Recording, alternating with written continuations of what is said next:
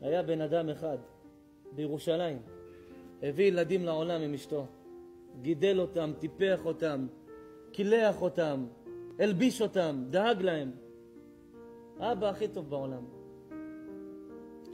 הכל הם היו בעולם שלו. עשה בשבילם הכל. שלום, תקשיב, אהוב שלי. איזה אבא, איזה אמא. אבל האבא הזה מספרים עליו, היה אבא מיוחד. הוא תמיד שהיה לו 200 שקל בכיס, הוא היה אומר, אני מעדיף לתת לילדים שלי ולא לי. נכון, יש לי נעל קצת ישנה, משופשפת, אבל אני מעדיף לקנות להם ולא לעצמי. למה הם שיהיה להם חדש? כך הוא היה כל החיים שלו. ולימים הוא גידל את הילדים שלו בתפארת גדולה, בהדר גדול. והוא היה אדם פשוט, ענב. וככה הוא התבגר, גידל את הילדים, הם כל אחד הלך לדרכו. ונתן להם הכל. הכל מהכל. הכל עשה למענם. והוא, כדי להגיע מקום, היה נוסע באוטובוסים בירושלים. הוא לא היה מטריד אנשים, לא היה מתקשר לילד, בוא קח אותי, אני צריך זה, אני צריך טוב. אף פעם. היה כזה אדם, ענב, פשוט, שקט, לא משגע, לא מפריע, חי את החיים שלו בשקט. אבל אצלו כל החיים היו הילדים שלו. מה אתה צריך כך? מה אתה רוצה כך? מה יש לי, אין לי, אני אתן לך. אני העיקר שיש לך חיים של אבא. ככה היה. והילדים שלו לימים גדלו, השתבח שמך לעד. וקצת השתבח שמו לעד גם התעשרו. האח הגדול התעשר, האח הקטן, כל הילדים הסתדרו, ברוך השם, והוא, איך מספרים עליו? חיוך שלו יורד מפניו. שהשתבח שמו לעד, מסודרים ילדיו, הכל, הילדים מסודרים, השתבח שמו לעד.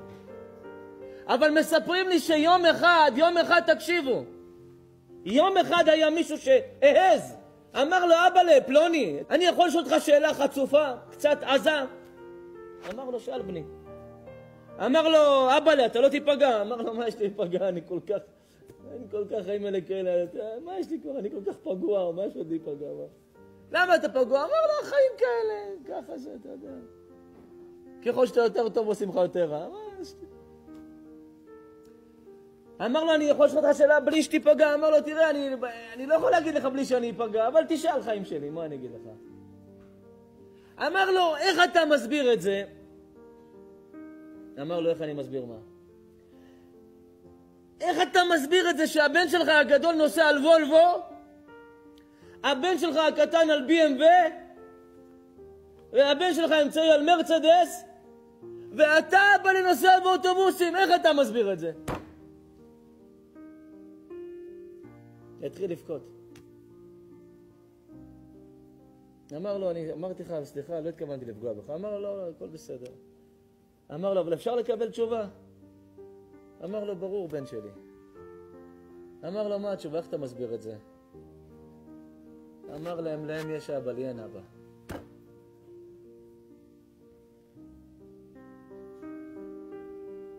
להם יש אבא, לי אין אבא. אתם יודעים מה המוסר השכל? שבחיים אף אחד לא ידאג לך, רק אבא שלך.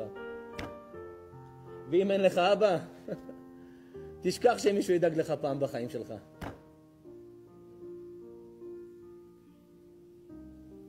תזכרו את זה. יש כאלה שחושבים שהחבר שלך ידאג לך בשעת צרה.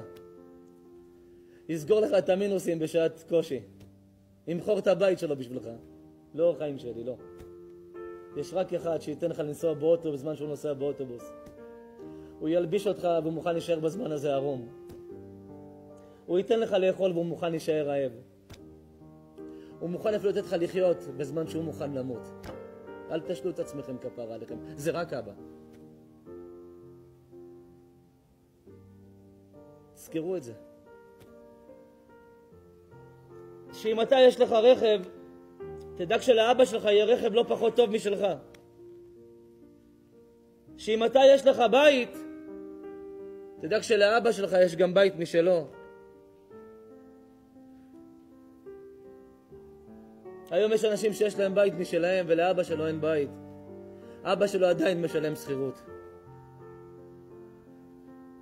תפתחו את העיניים. תחשבו על זה.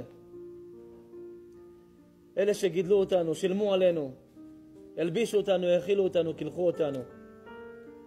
אלה שאמור להיות להם נחת מאיתנו, הם מוטרדים כל חודש לשלם שכירויות ושלנו יש בית. לא יהיה קל בעיניכם הדבר הזה. לא יהיה קל בעיניכם המחשבה הזו. מי שיש אהבת תורה, איך אמר הרב מצאנז, לא יכול להיות אדם שהתורה בלב שלו, אם אין לו את המצווה החשובה ביותר בתורה, וזה כיבוד אב ואם.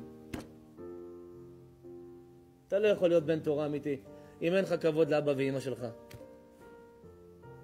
אם אין לך אכפתיות מאבא ואמא שלך. אם אתה לא דואג לזוג הזה, שכל החיים דאג לך,